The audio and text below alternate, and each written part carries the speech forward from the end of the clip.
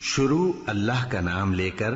جو بڑا مہربان نہایت رحم والا ہے۔ اے نبی، مجاہد لوگ تم سے غنیمت کے مال کے بارے میں دریافت کرتے ہیں کہ کیا حکم ہے۔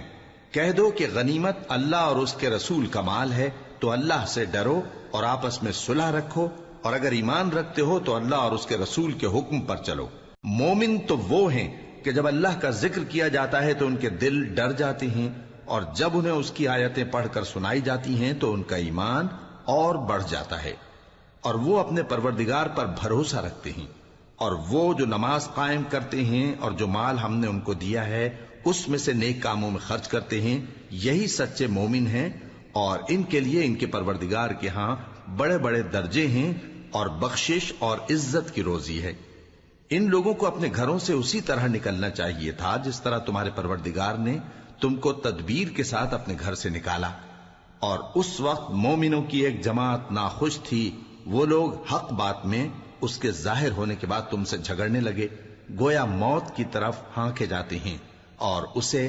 دیکھ رہے۔ اور اس وقت کو یاد کرو جب اللہ تم سے وعدہ کرتا تھا کہ ابو سفیان اور ابو جہل کے 2 گروہوں میں سے ایک گروہ تمہارے لیے مغلوب ہو جائے گا، اور تم چاہتے تھے کہ جو قافلہ بے شان و شوکت یعنی بے ہتھیار ہے وہ تمہارے ہاتھ آ جائے، اور اللہ چاہتا تھا کہ اپنے فرمان سے حق کو قائم رکھے اور کافروں کی جڑ کاٹ دے، تاکہ سچ کو سچ اور جھوٹ کو جھوٹ کر دے،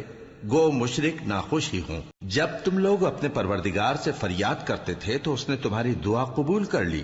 اور فرمایا کہ تسلی رکھو، ہم 1000 فرشتوں سے جو ایک دوسرے کے پیچھے آتے جائیں گے تمہاری مدد کریں گے۔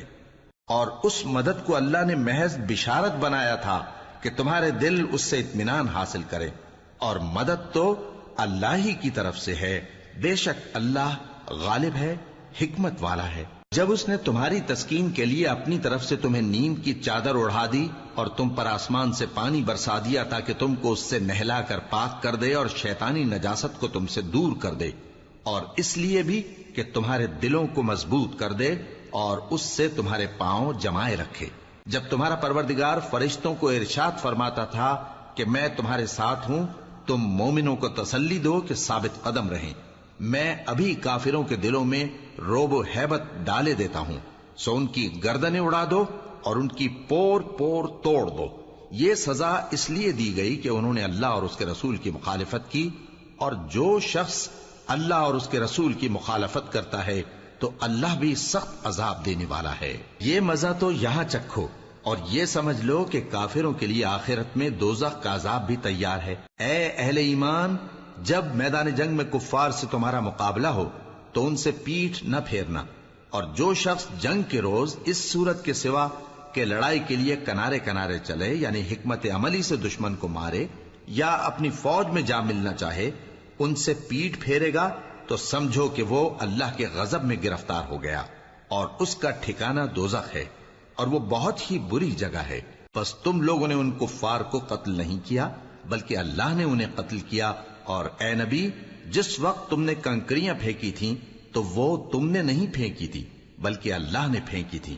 اس سے غرض یہ تھی کہ مومنوں کو اپنے احسانوں سے اچھی طرح آزما لے، بے شک اللہ سنتا ہے، جانتا ہے۔ ہوا بھی یوں ہی، اور کچھ شک نہیں کہ اللہ کافروں کی تدبیر کو کمزور کر دینے والا ہے۔ کافروں، اگر تم فیصلہ چاہتے ہو تو تمہارے پاس فیصلہ آ چکا، اگر تم اپنے افعال سے باز آ جاؤ تو تمہارے حق میں بہتر ہے، اور اگر پھر نافرمانی کرو گے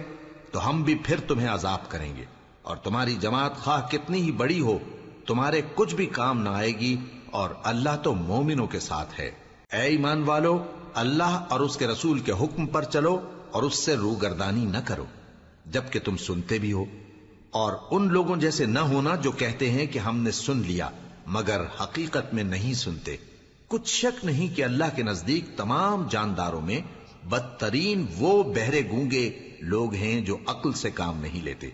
اور اگر اللہ ان میں خیر کی طلب دیکھتا تو ان کو سننے کی توفیق بخشتا،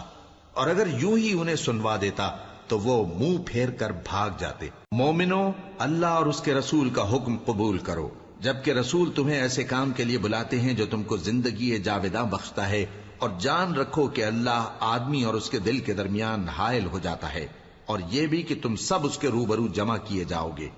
اور اس فتنے سے ڈرو جو خصوصیت کے ساتھ انہی لوگوں پر واقع نہ ہوگا جو تم میں گناہگار ہیں، اور جان رکھو کہ اللہ سخت عذاب دینے والا ہے۔ اور اس وقت کو یاد کرو جب تم زمین مکہ میں قلیل اور ضعیف سمجھے جاتے تھے اور ڈرتے رہتے تھے کہ لوگ تمہیں اڑا نہ لے جائیں، یعنی ختم نہ کر دیں، تو اس نے تم کو جگہ دی اور اپنی مدد سے تم کو تقویت بخشی اور پاکیزہ چیزیں کھانے کو دیں تاکہ اس کا شکر کرو۔ اے ایمان والو، نہ تو اللہ اور رسول سے خیانت کرو اور نہ اپنی امانتوں میں خیانت کرو، اور تم ان باتوں کو جانتے ہو، اور جان رکھو کہ تمہارا مال اور اولاد بڑی آزمائش ہے، اور یہ کہ اللہ کے پاس نیکیوں کا بڑا ثواب ہے۔